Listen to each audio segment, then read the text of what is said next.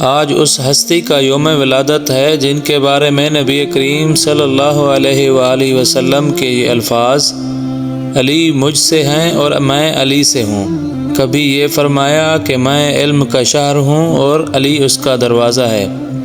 کبھی یہ سننے کو ملا تم سب میں بہترین فیصلہ کرنے والا علی ہے۔ کبھی یہ فرمایا علی کو مجھ سے وہ نسبت ہے جو ہارون کو موسیٰ سے تھی۔ کبھی یہ فرمایا کہ علی مجھ سے وہ تعلق رکھتے ہیں جو روح کو جسم سے یا سر کو بدن سے ہوتا ہے۔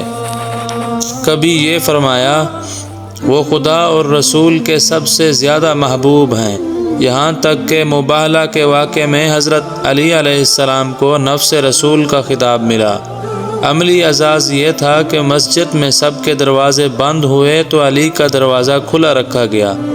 جب مہاجرین و انصار میں بھائی چارہ کیا گیا تو حضرت علی کو پیغمبر نے اپنا دنیا اور آخرت میں بھائی قرار دیا، اور سب سے آخر میں غدیر خم کے میدان میں ہزاروں مسلمانوں کے مجمع میں حضرت علی کو اپنے ہاتھوں پر بلند کر کے یہ اعلان فرما دیا کہ جس کا میں مولا ہوں اس کا علی مولا ہیں۔